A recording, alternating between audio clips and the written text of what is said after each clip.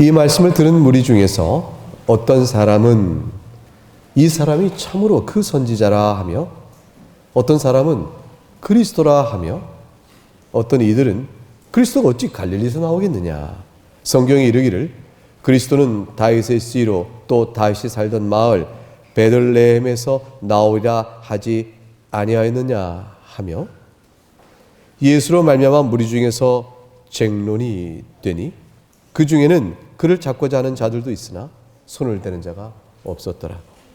바로 이 아랫사람들이 대제사장들과 바리새인들에게로 오니 그들이 묻되 어찌하여 잡아오지 아니하였느냐. 아랫사람들이 대답하되 그 사람이 말하는 것처럼 말한 사람이 이때까지 없었나이다 하니, 바리새인들이 대답하되 너희도 미혹되었느냐. 당국자들이나 바리새인 중에 그를 믿는 자가 있느냐. 율법을 알지 못하는 이 무리는 저주를 받은 자로다. 그 중에 한 사람 곧 전에 예수께 왔던 니고데모가 그들에게 말하되 우리 율법은 사람의 말을 듣고 그 행한 것을 알기 전에 심판하느냐. 그들이 대답하여 이르되 너도 갈릴리에서 왔느냐. 찾아보라. 갈릴리에서는 선지자가 나지 못하느니라 하였더라. 하나님의 말씀입니다. 하나님께 감사합니다. 이제 앞대신 주일에 우리 주 예수 그리스도 앞에 예배로 모이신 여러분에게 우리 주 예수 그리스도의 은혜와 평강이 충만할 수 있기를 주의 이름으로 축복합니다. 오늘 우리가 읽은 성경의 말씀은 유대인들 무리들 가운데서 큰 쟁론이 있었다. 오늘 40절 이렇게 말씀하시죠. 무리들 가운데 쟁론이 있었다. 이렇게 말씀합니다. 말씀을 듣는 무리 중에서 서로 논쟁이 있게 되는 겁니다. 논쟁의 내용은 이렇게 정리가 됩니다. 한쪽 무리는 어떤 사람들이 이렇게 말합니다. 그 선지자가 아닐까? 그 선지자라고 이제 그 자를 붙여서 번역했죠. 그냥 하나님이 보내신 많은 선지자들처럼 예수님도 하나님께서 우리에게 보내신 선지자일 거야 라는 것을 담고 있으면서 그 선지자라고 말할 때는 조금 특별한 선지자를 생각해요. 이게 이스라엘 백성이 하나님께서 보내주시길 기다렸던 선지자가 있었던 거죠. 그 선지자는 신명기 18장에 나오는 선지자예요. 모세와 같은 선지자. 한번 보세요. 신명기 18장에 보면 신명기 18장 15절 말씀, 유명한 말씀이니까 반복돼서 설교 중에 여러분 하는 설교 들을 때마다 인용이 자주 되는 거죠. 18장 15절 말씀을 같이 읽어보죠. 시작. 네 하나님 여호와께서 너희 가운데 네 형제 중에서 너를 위하여 나와 같은 선지자 하나를 일으키시리니 너희는 그의 말을 들을지니라. 이스라엘 백성에게는 모세란 너무너무 절대적이에요.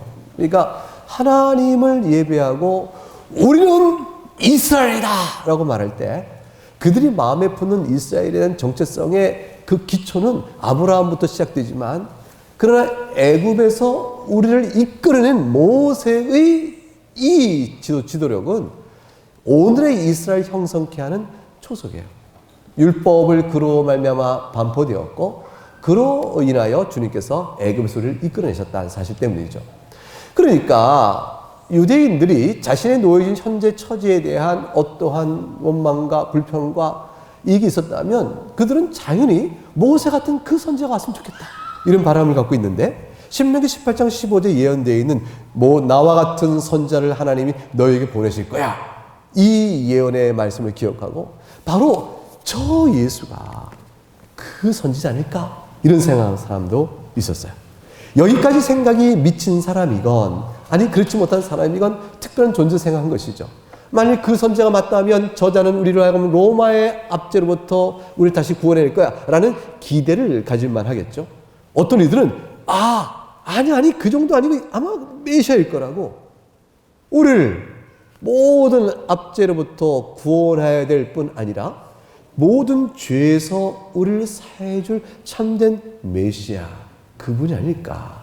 그리스도 오심을 이들도 기다렸거든요. 그러니까 예수님 탄생 때에 이스라엘의 왕으로 오시니가 누구시니까? 라고 이렇게 동방박사들이 찾아와 헤로데스에게 물었잖아요. 그러니까 이스라엘 백성들에게는 우리의 참된 왕인 메시아 그분이 오실 것이다, 이런 것에 대한 기대가 있었어요. 그러니까 어떤 이들은 예수님이 하신 일을 보고 또 예수님이 가르친 말씀을 듣고 그가 그리스도가 아니겠느냐, 이런 사람도 있었습니다. 그런데 어떤 사람들이 들어보니까 턱없는 말을 한다 싶은 거죠. 그래서 이제 41절에 보니까 어떤 이들이 이렇게 말해요. 에이, 무슨 소리인가? 그리스도가 어찌 갈릴리에서 나오겠느냐?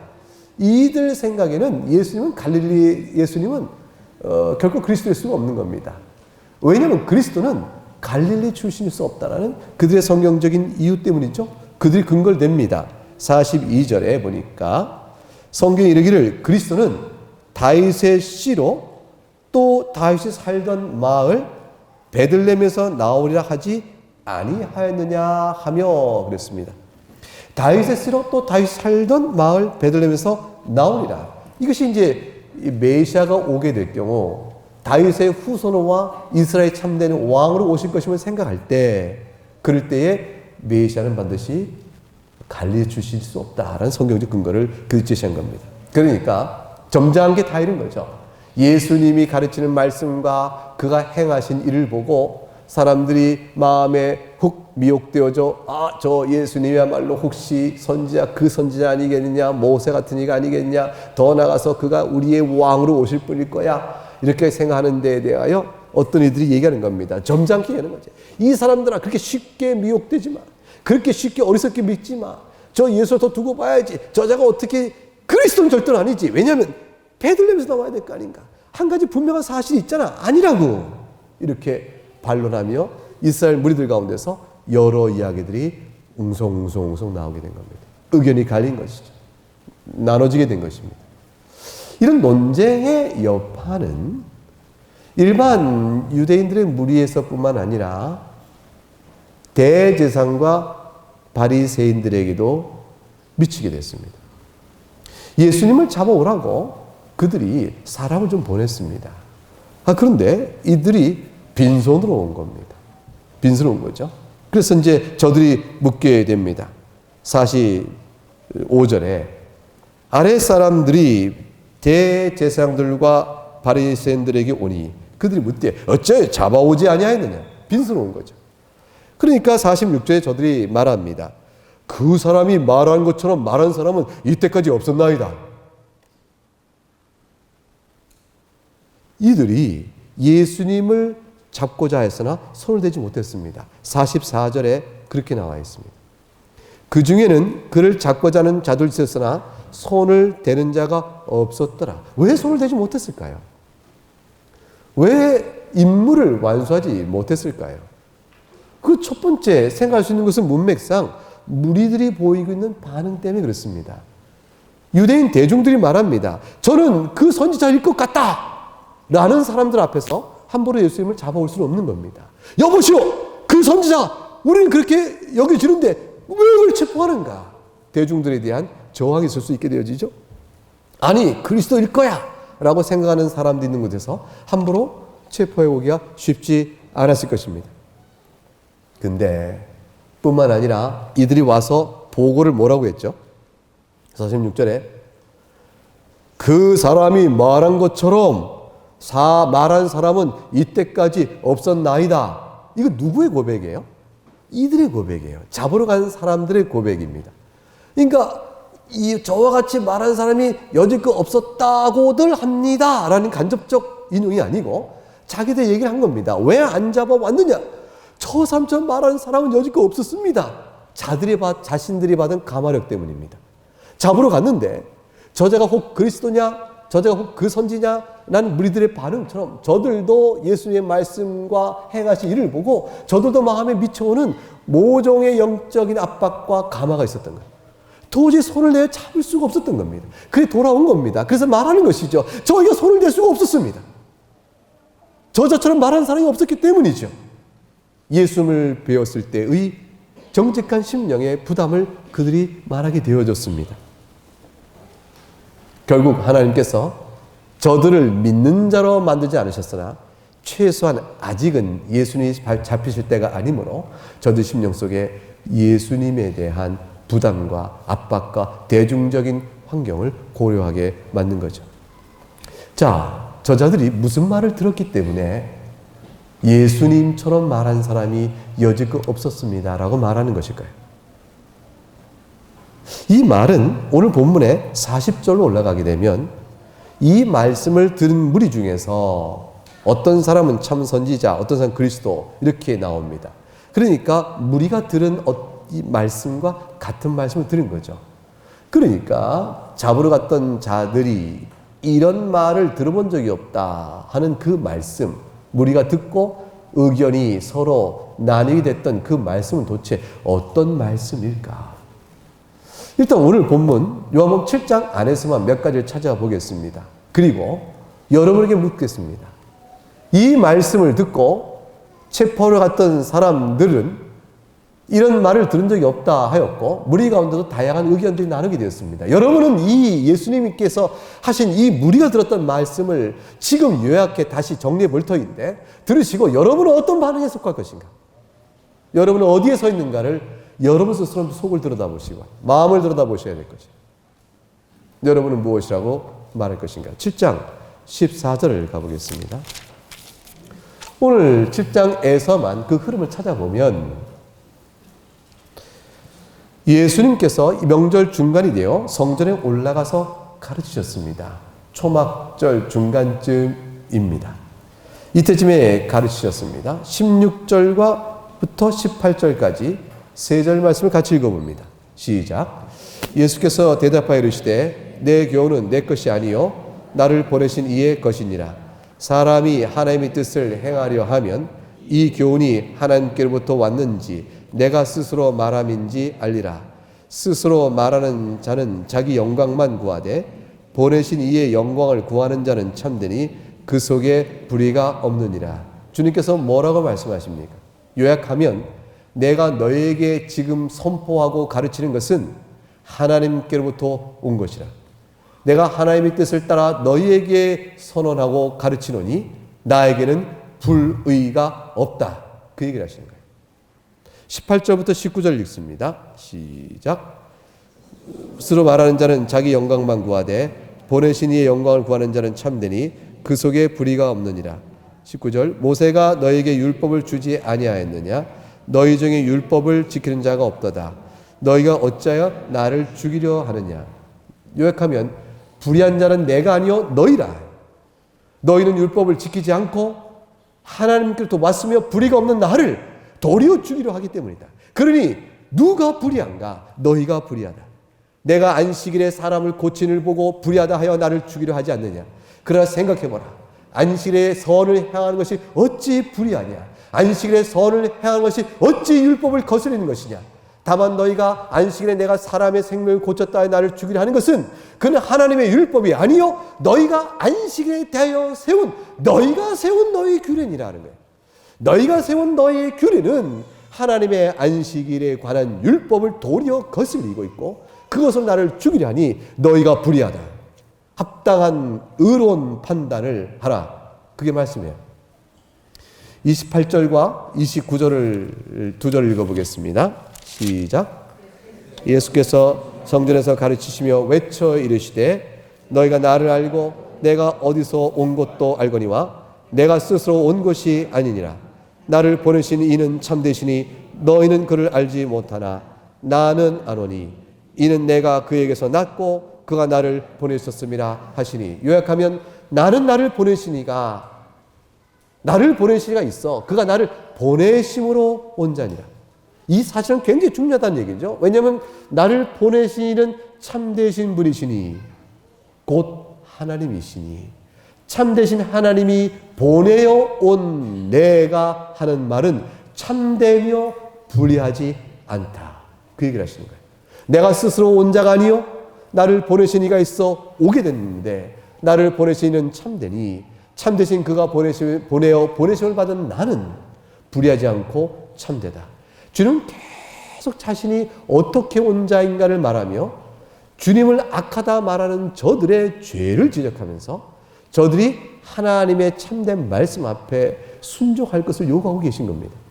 33절과 34절 읽어봅니다. 시작. 예수께서 이르시되 내가 너희와 함께 조금 더 있다가 나를 보내신 에게로 돌아가겠노라. 너희가 나를 찾아도 만나지 못할 것이요 나 있는 곳에 오지도 못하리라 하시니라. 예수님께서는 이렇게 말씀하십니다. 참 신비한 말씀하신 것이죠. 내가 너희 가운데 있지만 이것은 잠시 있는 것뿐이라. 나는 나를 보내신 이에로 다시 돌아갈 것이다. 그때가 되면 너희가 나를 찾아도 그들은 결코 나 인대로 올 수가 없을 것이다. 왜냐하면 그것은 곧 하나님 나라요 하늘이기 때문입니다. 이 말은 예수님이 본래 성자 하나님이심을 드러내고 있는 것이죠.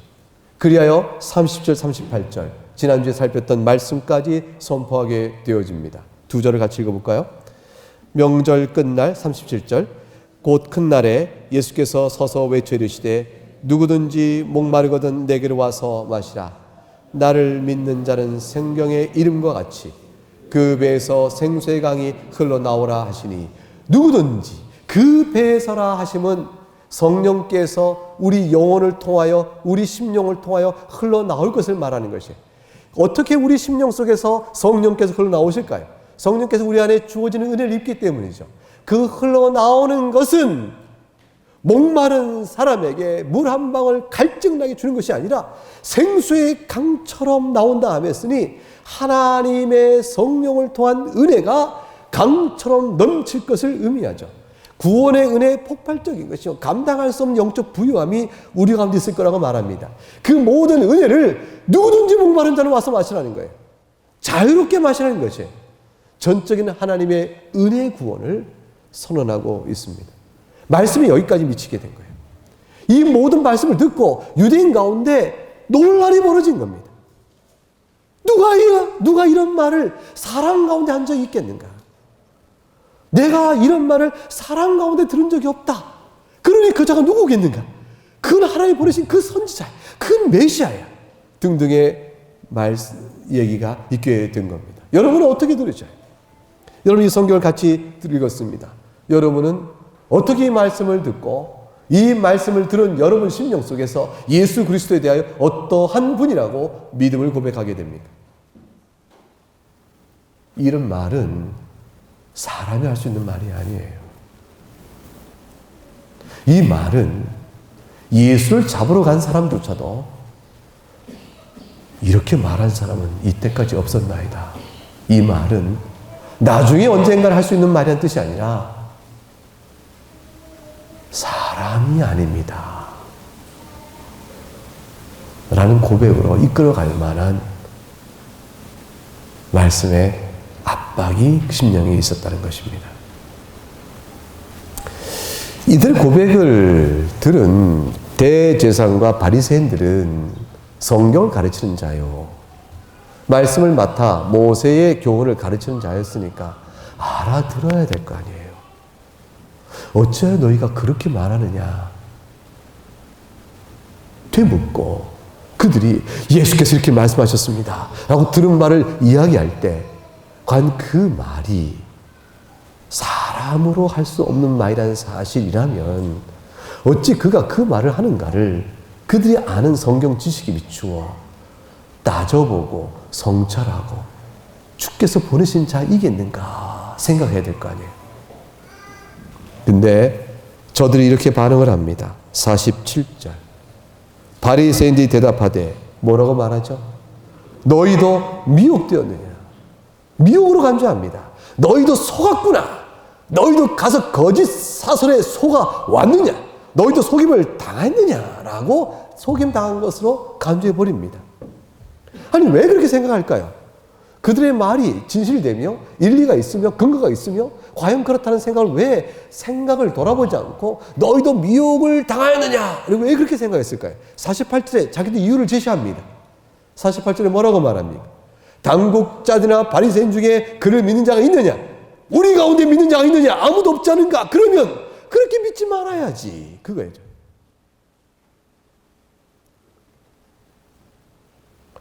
우리가 판단의 기준이라는 거예요. 당국자들, 즉 제사장 그룹들과 바리새인들이 예수를 그리스도의 선지자로 믿지 않고 그의 말이 거짓되다고 생각하고 있다면, 그렇다면 예수가 틀린 것이지. 그들 자신이 올바른 판단의 기준이라고 제시하고 있습니다. 그들이 왜 그랬을까요? 그들은 내려진 자신의 편견과 판단이 있는 겁니다. 예수는 죽일 자라. 그 사실을 갖고 있는 이상 예수 그리스도의 말씀을 소위 우리가 흔히 얘기하듯이 중립적이며 편견 없이 객관적으로 하나님의 말씀에 비추어 그리스도의 하신 일과 교훈을 살펴 판단해야 될 것이 아니냐라는 이 요구에 대해서 저들은 듣지 않는 겁니다. 자신들이 옳은 판단에 있기 때문에 최소한 그의 말을 듣고 판단하시오라는 말에 대하여, 그들이 행한 일을 보고 판단하시는 말에 대하여 틀렸다가 되어지는 거예요. 틀렸다가. 저들은 자신들이 가르쳐온 안식일의 규례에 반하는 일을 옳다고 말할 수가 없는 거죠. 종교 체제가 다 무너져 버립니다. 자신들이 이해하고 가르쳐온 모세의 율법 체계요, 그에 따라 세운 종교 사회가 무너져 버리는 것이죠. 저들은 의인이 하나님 나라 간다고 가르쳐야 됐고 백성들이 그렇게 믿기를 바랬습니다. 그 의인은 자기들처럼 하나님의 말씀을 잘 지켜 행하려고 애쓰는 자들이 의인이라고 생각한 것이고, 이 세상 속의 수많은 사람들은 자신들만큼 지키지 못하는 자니 죄인이라고 생각하고, 의와 죄인은 자신들이 의의 위치에 있고 백성들 상당수는 죄인의 위치에 있어야 되는 것이었습니다. 하나님 나라는 의인이 들어가는 것이지 결코 죄인이 들어가서 안 되는 것이었습니다. 예수님께서 말씀하실 반대로 얘기하시는 것이죠. 하나님께서 의인을 부러운 것이 아니라 죄인을 부르러 왔다. 말도 안 되는 얘기를 하는 것이죠. 그들은 모세의 가르침을 뒤집는 예수를 살릴 수 없다고 생각했어요. 예수님께서 말씀하십니다. 누가 모세의 가르침을 뒤집는가? 누가 율법을 거슬리는가? 49절에 가니까 그들이 이렇게 말합니다. 율법을 알지 못하는 이 무리는 저주를 받은 자로다. 너희가 미혹되었구나 라고 말하면서 미혹된 백성들의 영적 성격을 말합니다. 너희가 예수의 말을 듣고 미혹된 자들에게 영향을 받아 너희도 미혹되어 이렇게 우리에게 왔지만 내가 너희를 일깨우니 예수의 말을 듣고 미혹된 자는 율법을 알지 못하는 자들이라. 성격을 그렇게 규정했습니다. 율법을 알지 못한다는 말은 뭐냐면 하나님의 저주 아래 있는 자라 이 말이에요. 이 무리가 어찌 예수를 믿고 미혹되어 따라가느냐? 저들이 율법을 알지 못하는 까닭이요? 하나님의 저주 아래 있는 자이기 때문이다. 율법을 누가 모를까요? 모르는 자도 있으니 이방인이 모릅니다. 이 이방인은 유대인 보기에 저주받은 자들입니다. 유대 사회 안에서 율법을 거슬리면서도 무지한 가운데 있는 사람이 누굴까요? 그 이단이에요. 정통에서 벗어난 이단들이죠. 그러니까 너희는 잘해봐야 이단이요. 더 나아가서는 이방인과 같은 자들이 되고 마는 겁니다. 하나님의 저주 아래 있는 자들이라. 바리새인과 이 대제사장들은 자신들이 예수를 거슬려 있지만 예수를 거슬리는 자신들의 기준에 비추어 율법을 백성들과 그 빈수로 온 자들을 향해서 너희가 율법의 저주 아래 있는 자와 다를 바 없다고까지 얘기합니다. 세 번째로 니고데모가 등장합니다. 미혹된 자라 비난하고 율법의 저주인 자라고 비난했는데 그 중에 니고데모가 등장합니다. 니고데모 와서 뭐라고 하냐? 51절에 우리 율법은 사람의 말을 듣고 그가 행한 것을 알기도 전에 미리 심판하느냐? 이렇게 묻습니다. 이거 굉장히 기분 나쁜 얘기를 한 거예요, 지금. 왜냐하면 앞서 뭐라고 그랬어요? 우리 당국자들이나 바리새인들은 당국자들가 말했죠. 대제사장이나 제사장 그룹이나 우리 바리새인들이나 비록 우리가 사이는 안 좋고 서로 갈려져 있지만 너희들에겐 지도자요, 하나님의 말씀을 가르친 자요, 종교적 시스템 안에서 그 결정권을 진 자들인데 우리 가운데 예수 믿는 자가 있느냐라고 말했는데 아니 니고데모가 그 가운데 출신인 사람이 툭 나타나서 말하기를 우리 율법은 사태를 정확히 알기도 전에 사람의 말을 듣고 행한 것을 알기 전에 심판 먼저 하느냐 이렇게 물으니까 기분이 확 상하는 거죠. 그러니까 얼른 얘기합니다. 너도 갈릴리에서 왔느냐?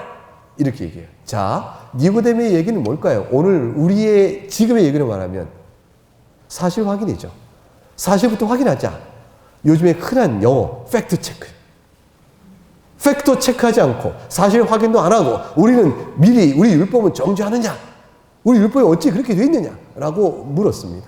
물으니까 사실 확인을 하지 않았다라는 객관적이고 중립적인 입장에서 사실 확인을 해봐야지 라는 아빠가 앞에 뭐라고 대답합니까? 너도 갈릴리에서 왔느냐? 이 말은 뭐예요? 갈릴리에서 안 온 거 뻔히 알죠. 니고데모가 갈릴리 출신 아닌 거 저들이 잘 압니다.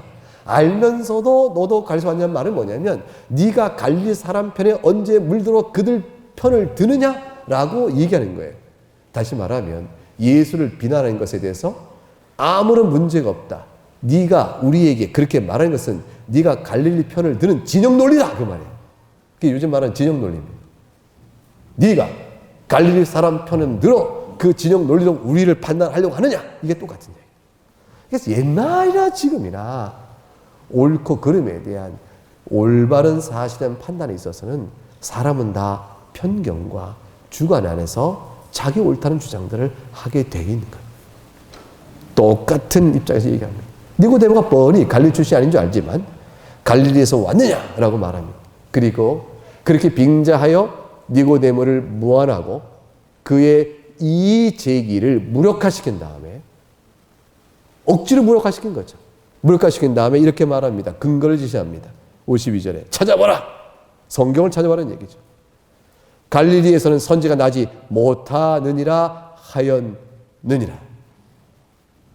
아주 확신 있게 니고데모를 물리쳐 나갑니다. 여러분의 생각은 어떠합니까? 여러분 이런 논박의 흐름을 성경에서 읽고 여러분 누구 편에 들어갑니까? 이거는 물으나 마나 하겠죠. 우린 예수님 편이다 그럴 거예요. 자, 생각을 해보십시다. 첫째, 누가 미혹을 당했죠? 성경은 오늘 이것을 읽고 교회로 하여금 생각하고 답하라고 요구합니다. 누가 미혹을 당했으며 누가 속임을 당했는가? 여러분인가? 아니면 예수를 죽여야 했다고 말한 저들인가? 이건 양단 간의 선택을 분명히 요구합니다. 누가 참된 진리를 예수님은 보내신 자가 참되니 내가 말한 것 참되다고 말했고 나는 불의하지 않으며 율법을 거신 적이 없다고 계속해서 말씀했던 선포의 내용을 비추어 과연 누가 참된 진리를 보지 못하고 속임을 당하고 있는 것인가? 대제사장들과 바리새인들인가? 아니면 예수님을 선지자요 또는 그리스도가 말했던 저들인가? 두 번째, 누가 그러면 하나님의 저주 아래 있는 자인가 생각해야 합니다. 율법을 모르는 자들이 하나님의 저주 아래 있는 자라고 판단을 내린다면 이 말은 한마디로 이렇게 물을 수가 있겠습니다. 누가 율법을 모르는 자들인가? 율법을 말로는 인정해도 그의 영혼 중심과 삶으로 율법을 부인하면 그가 율법을 아는 자들인가? 예수님인가 바리새인들인가? 예수님을 그리스도라 생각하는 자들인가? 예수님을 율법을 거부한 자라 하여 죽이려 한 자들인가? 누가 율법을 거스린 자요? 율법을 모르는 자들인가? 이 질문을 우리에게 던져주고 있는 것이죠. 세 번째로 누가 편견에 사로잡혀 사실을 바로 보지 못하고 있는가? 사실은 예수님을 그리스도라고 할 때에 예수님은 다윗의 오늘 본문에 나왔죠. 그리스도는 다윗의 씨여야 한다. 그리고 42절 보세요. 42절.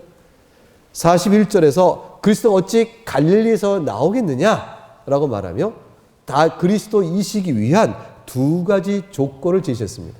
하나는 뭐죠? 다윗의 씨여야 한다. 또 하나는 뭐예요?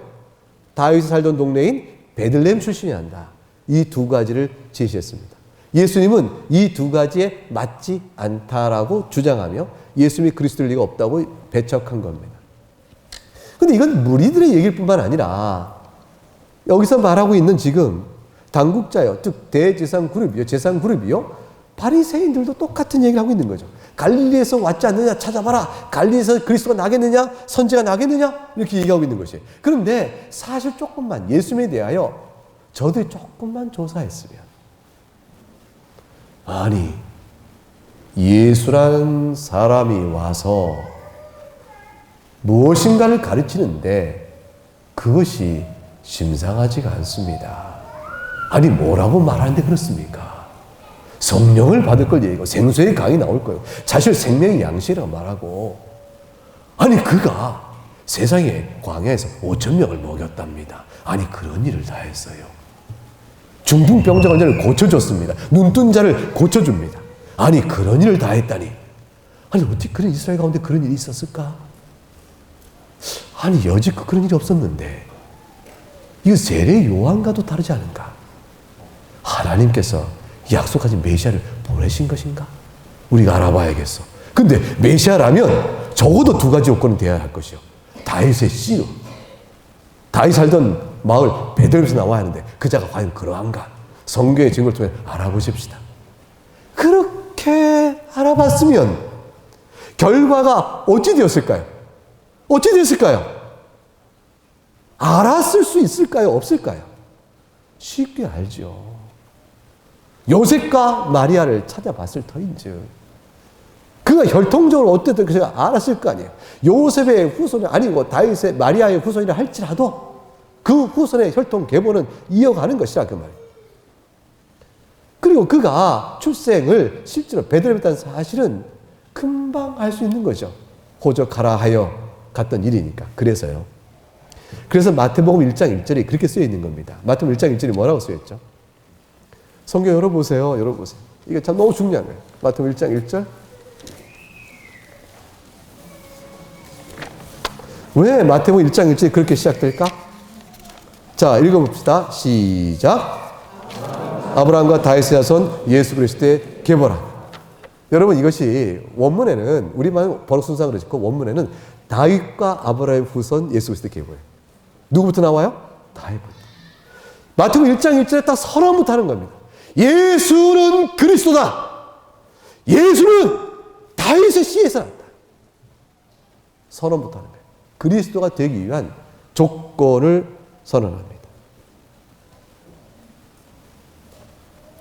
그 이후에 이어지는 내용 속에서 2장 5절에 가니까 헤롯 왕과 온 예루살렘이 듣고 소동합니다. 동방박사가 와서 얘를 유대인의 왕으로 하시니까 누구십니까?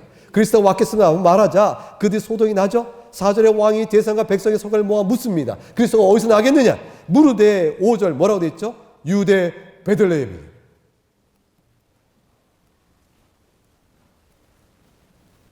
11절에 집에 들어가 아기와 그 어머니와 마리아 함께 있는 것을 보고 엎드려 아기께 경배하고 보배압을 열어 예수님의 출생이 동방박사에서 객관적 증인 삼아 인정됩니다. 어디입니까? 베들레헴. 이 기록의 사건은 단순한 예수님이 태어났던 그냥 우연히 어느 때에 우연히 어느 장소에 태어났다는 사실을 말하는 것이 아니에요. 이 사건의 흐름은 유대인들 읽을 때는 가슴 떨리는 일이에요. 마태복음을 읽을 때 내가 유대인입니다. 내가 예수 그리스도가 예수님이 그리스도인을 믿어야 될 신앙적인 질문을 받고 있어요. 과연 성경을 읽습니다. 아브라함과 다윗의 전 예수 그리스도의 계보라. 예수가 그리스도시라. 그는 다윗의 자손이시라. 읽어나갑니다. 예수의 태어난 2장의 예고를 읽어봅니다. 그가 베들레헴에서 나셨구나. 누가복음 마찬가지죠. 누가복음 2장을 열어볼까요? 누가복음 2장.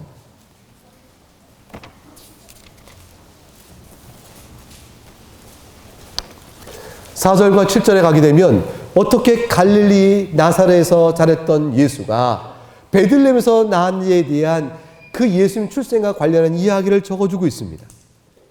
요셉도 다윗의 집 족속이므로 따라서 이거 읽을 때에 예수 그리스도에 대한 다윗의 후손이라는 생각을 하게 돼요. 물론 요셉의 친혈통적 아들 성령을 잉태하셨기 때문에 그 내용을 쭉 흐름을 따라가면 알게 되어지죠.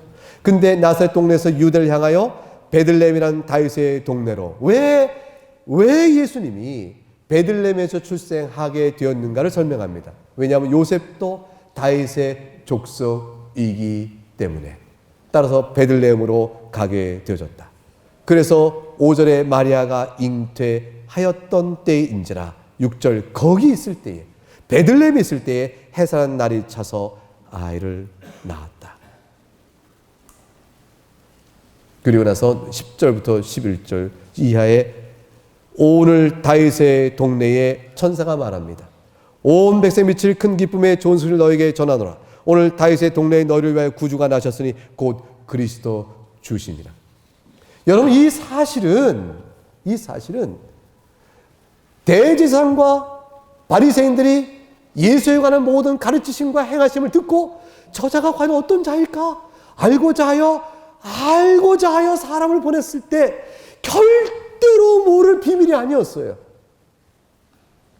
이거는요, 알고자 하면 알 수 있는 그런 단순한 사실이었어요. 저들이 알고자 한 것이 아니었습니다. 그러므로 편견을 누가 가지고 있었죠? 누가 고집하고 결심하여 그들의 악을, 예수님을 죽이고자 했던 것이었을까요? 저들 마음에 가려진 겁니다. 그리스도를 배웠으나 가려진 것입니다. 하나님께서 전하시는 선포된 말씀은 우리에게 빛과 어둠이요, 하나님의 자녀와 그렇지 않은 것, 믿는 자와 그렇지 않은 자로 선명하게 구분해 줍니다. 믿지 않는 자들의 모든 핑계와 요구들은 사실은 정직하게 생각하면, 그리고 그거에 대한 답을 얻고자 말씀 안에 들어오게 되면 알 수 있는 내용들입니다. 그러나 저들이 사실을 파악하기 위하여 알고자 하지 않습니다. 오늘 본문에 예수님이 그 선지자 아니냐, 또는 예수님이 그리스도가 아니냐 하는 사람들은 예수님을 어떻게 믿었을까요?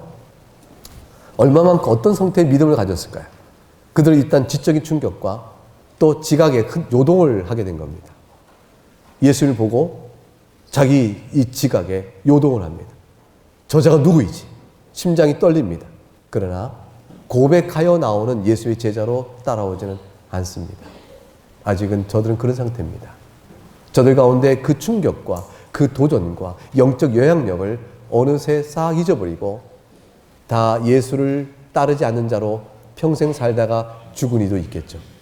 그러나 이때쯤에 뿌려진 말씀의 씨가, 주님이 행하신 일들의 영향력이 훗날 오순절 성령이 강림하여 교회가 탄생할 때 사도들의 모든 선포와 메시지 속에서 저들 심령이 일깨워져 주님 앞에 날마다 주 앞에 나오는 자가 늘어나 3,000명씩 회개하는 역사가 있을 때, 그때 그 무리 속에 저들이 속한 자일 수가 있겠죠.